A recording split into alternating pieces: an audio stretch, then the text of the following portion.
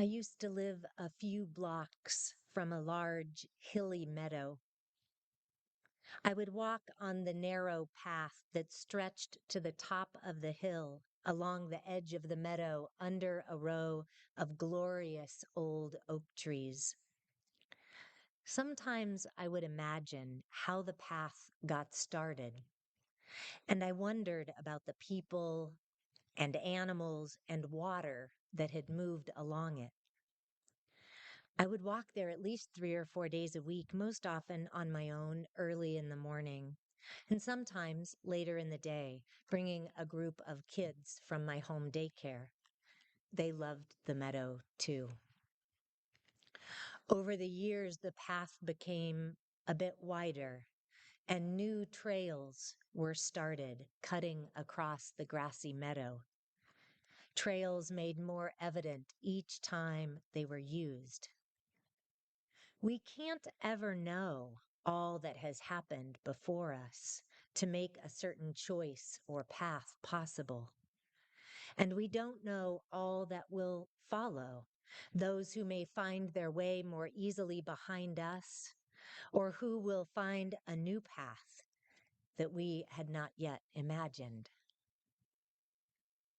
In the prelude this morning, our fabulous music director, Maria Germain, played Bach's Bourrée in E minor. When Paul McCartney and John Lennon wrote Blackbird, which we heard in the interlude after the prayer, they were inspired by Bach's melody. Blackbird was written in honor of the Black women who were part of the civil rights movement. The offertory today will be Little Girl Blue, arranged by Nina Simone.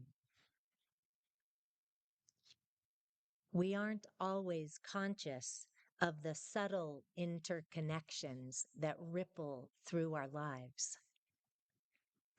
The smell of fallen leaves in autumn can bring our thoughts to a different time or place. Music, poetry, and art can hold both memories and inspiration.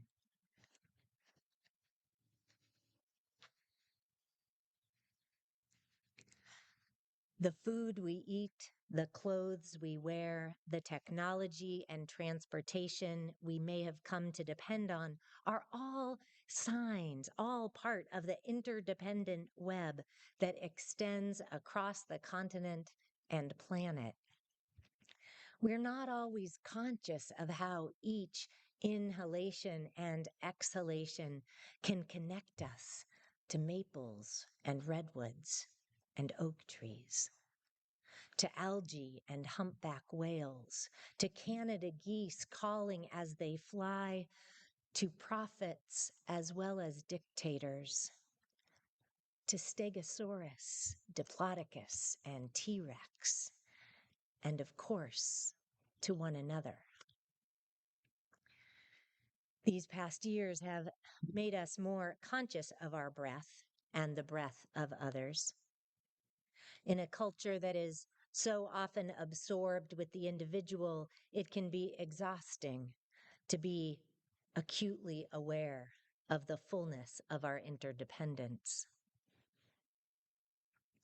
Just as we cannot know all the ways that our lives are impacted by others, neither can we know all the ways that our choices and actions will ripple into the world.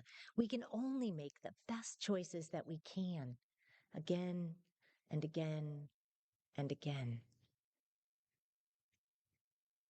Sometimes, though, we may experience with humbling clarity our interdependence and sense part of the extent of the ripples of our actions. Reverend Dr. Rebecca Parker is now the retired president of Star King School for the Ministry. She accepted that position in 1989, becoming the first woman ever to lead a theological school. Prior to that, she'd been teaching in a seminary and serving a United Methodist congregation in Washington State. During her ministry there, the congregation had a pivotal decision to vote whether or not to become explicitly open and affirming of people who are lesbian, gay, bisexual, queer, and or transgender. There were members of the congregation who were vehemently opposed. Rebecca and some of the lay leaders encouraged a yes vote, believing that it was the most faithful way to live their understanding of love in the world. The conflict was painful, and some people left the congregation, including some of the largest donors. Financially, things were tenuous. And with clarity and commitment and steady leadership, the congregation survived and then thrived. About 20 years later, when Dr. Parker was president of Star King and also ordained as a Unitarian Universalist minister, the congregation that she had served in Washington was celebrating a really big anniversary and invited all their past ministers to attend. At the celebration, a young woman approached her. "Thank you," she said. "Thank you for making space for me and other people in this congregation.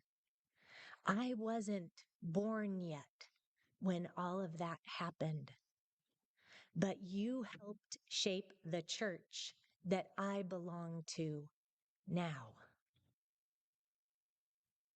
That was such a powerful moment that Dr. Parker shared the story years later while teaching at Star King.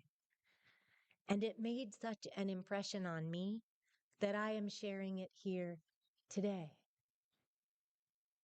Ripples. The choices that we make, the votes that we cast, the postcards that we write, the ideas to which we say yes and say no can have influences beyond our small actions. As Reverend Elizabeth Nguyen said in one of our readings this morning, many of us are only here because of the sacrifices of others. So much of what is possible to carve out of this world requires some giving up, some letting go, some sacrifice. All of that giving up and letting go creates ripples. All of that commitment and love creates ripples.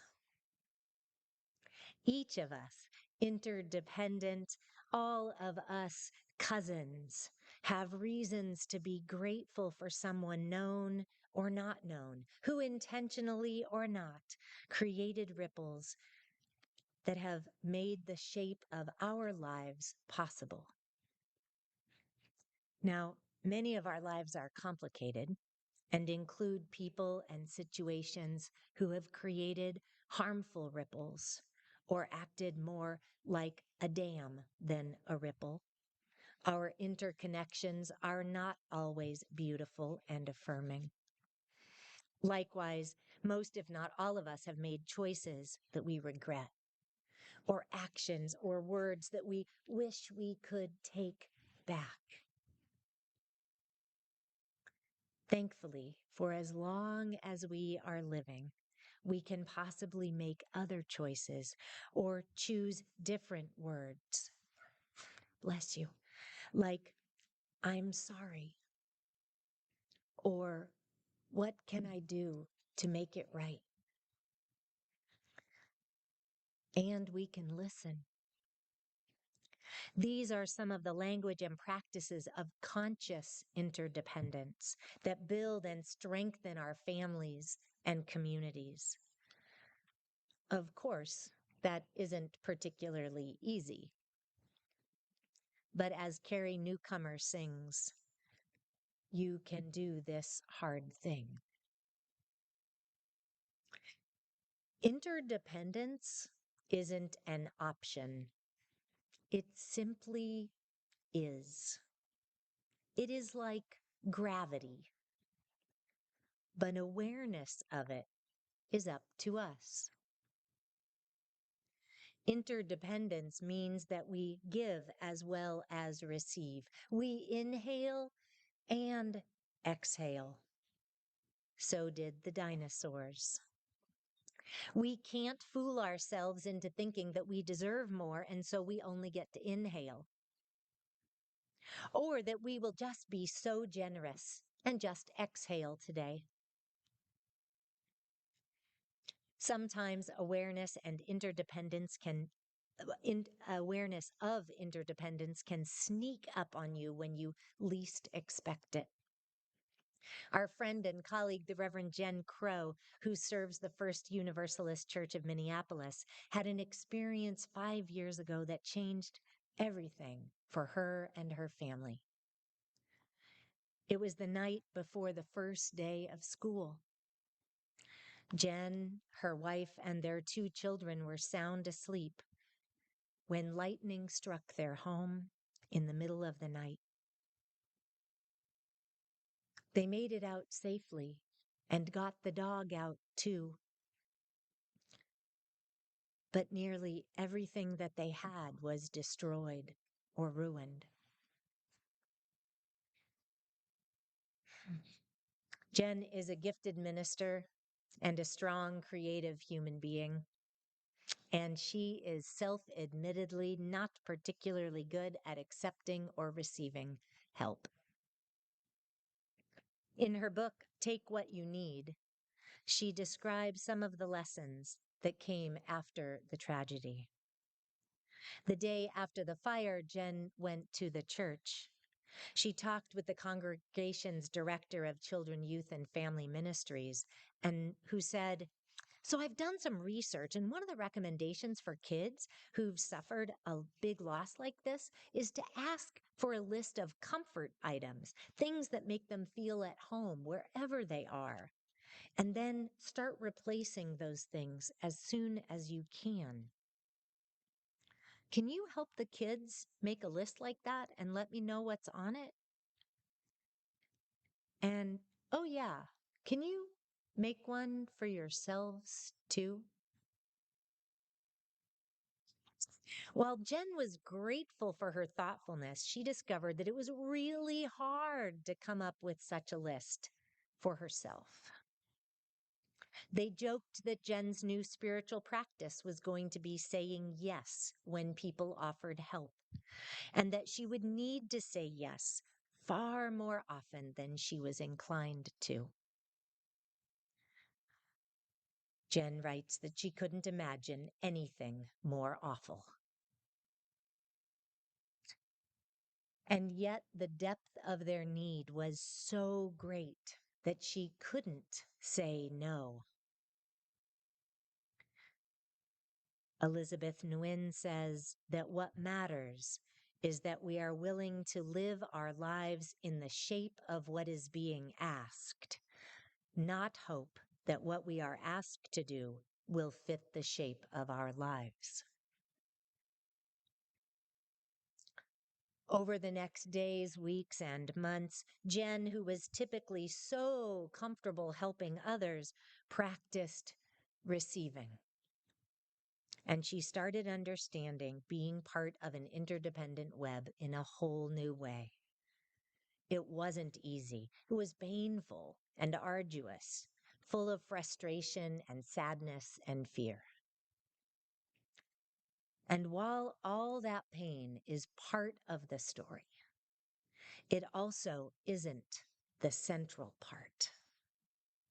Now, when they tell the story of the fire that started by lightning in the middle of the night, it is a story of how they were held by ripples of love, how there were so many kindnesses and so much care.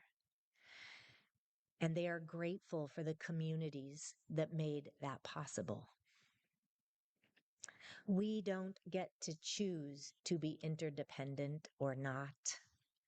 We just are.